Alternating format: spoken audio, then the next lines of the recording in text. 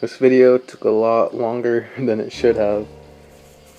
For two different reasons. One, I was waiting on this leather, and also I got lazy, so it does the same type of thing as the other one, but it has 3 pieces, so it can fit your knuckles better. The other one only fit 3, because it basically just had the centerpiece.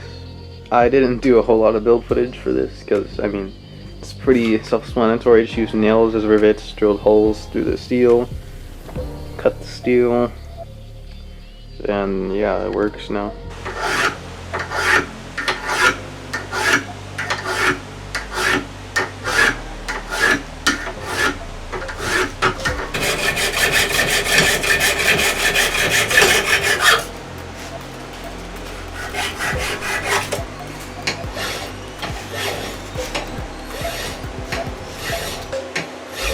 So I got some 800 and 2000 grit sandpaper, and I guess I'm just gonna shine these pieces.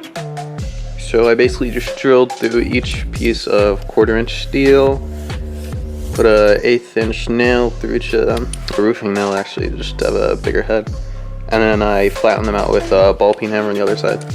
I also did that to attach this piece of leather, and then that's a similar thing to what I do for the button. The new one I make is going to be 1/8 inch, because 1/4 inch is kind of overkill. I mean, it does look kind of cool.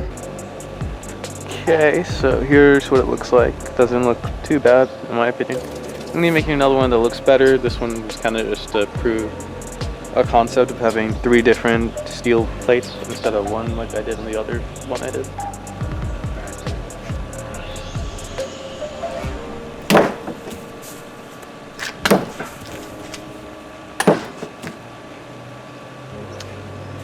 Maybe I should pad it a bit more.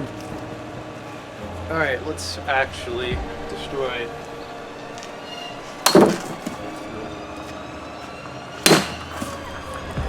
Yeah, it's not bad.